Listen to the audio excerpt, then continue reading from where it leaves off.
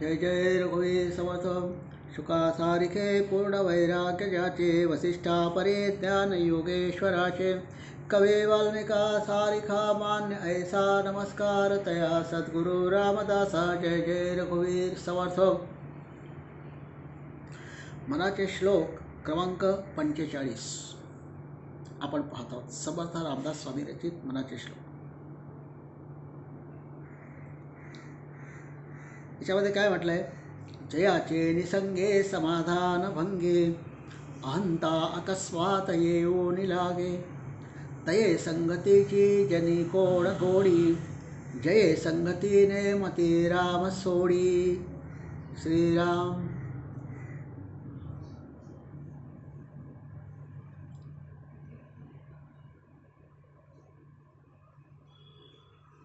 जयाचे निसंगे समाधान भंगे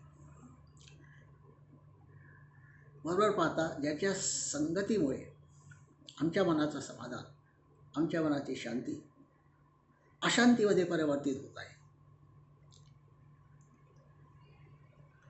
आणि मला हे का प्राप्त झालं नाही म्हणून अहंता अकस्मात येऊन लागे, मला हे का मिळालं नाही, मी असं करतोय, हा मी जो आहे ना, हा मी वाढत वाढत वाढत वाढत जातो।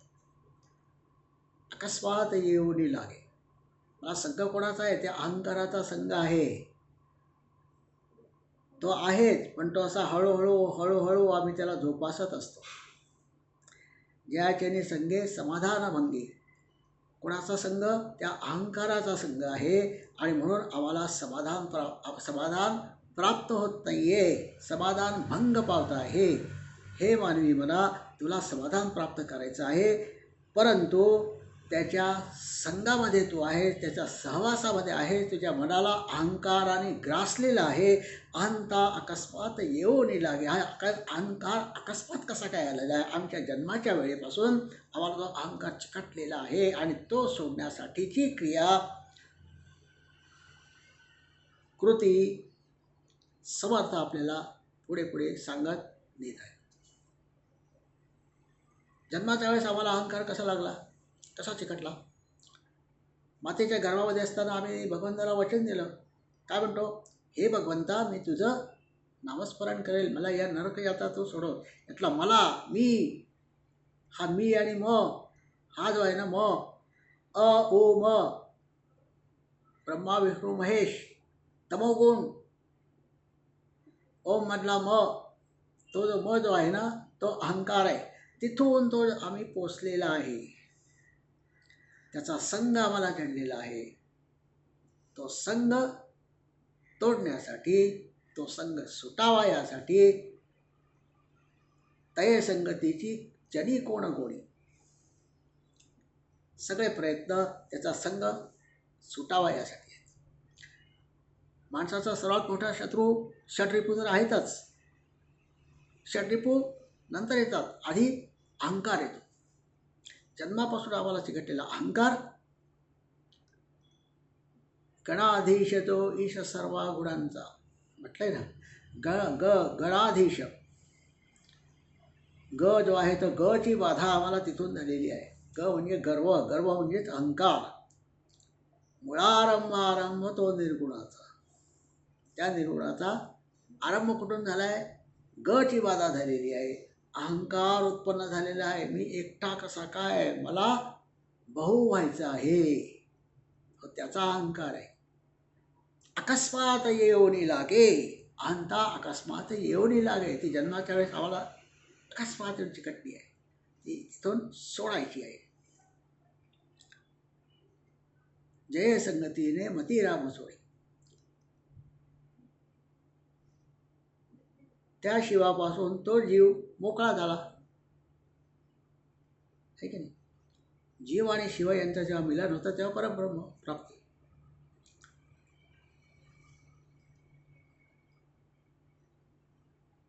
पण ती अहंकारामुळे शक्य होत नाही आहे।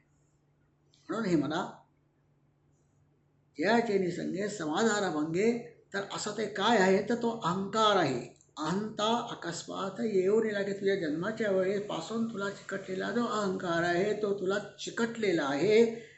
त्याच्या संगतीमुळे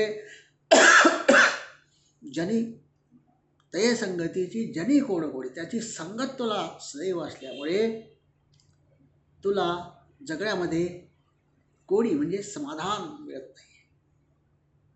जय संगतीने मती राम सोडी. तू फक्त एकदाच रामाचं म्हटलंस, मला गर्भवासातून सुटका कर हे रामा, हे देवा, हे भगवंता, मी तुझं सतत मनन चिंतन करेन. तो दयाळू आहे, त्याने सोडलं. जन्म झाला, माझा जन्म झाला, तो मग तिथून जो चिकटला तो पुढे पुढे पुढे पुढे पुढे वाढत गेला आहे. आणि म्हणून सांगितलं की अहंकार हा तुझा हे मना सर्वात मोठा शत्रू आहे. काम क्रोध शोक मोह मद षड्रिपू जे आहेत ते आहेतच, पण ते कशामुळे येतात? अहंकार उत्पन्न झाल्यामुळे. मला हे काम का जमत नाही, माझी ही इच्छा पूर्ण का होत नाही, मला राग का येतो किंवा मला राग का आला नाही, माझा वत्सर सगळे करतात किंवा मी इतरांचा वत्सर करतो, मला या गोष्टीचा मोह आहे. हा मह जो प्रत्येक ठिकाणी चिकटला आहे, तसाच तो मह तुझ्या मनाला सुद्धा चिकटला आहे. त्या ठिकाणी सुद्धा म न आहे. त्याला उलट कर, म्हणजे न म. न म्हणजे नाही, म म्हणजे मी. इथं मी नाही, तो मी, हा तोच एकमेव राम, आत्माराम. त्याच्यापासून केवळ त्या म मुळे तुमच्या दोघांमध्ये द्वैत निर्माण झालेला आहे. ते द्वैत दूर करण्यासाठी अहंकाराचा त्याग करण्याचा, कमी करण्याचा प्रयत्न कर. जय जय रघुवीर समर्थ.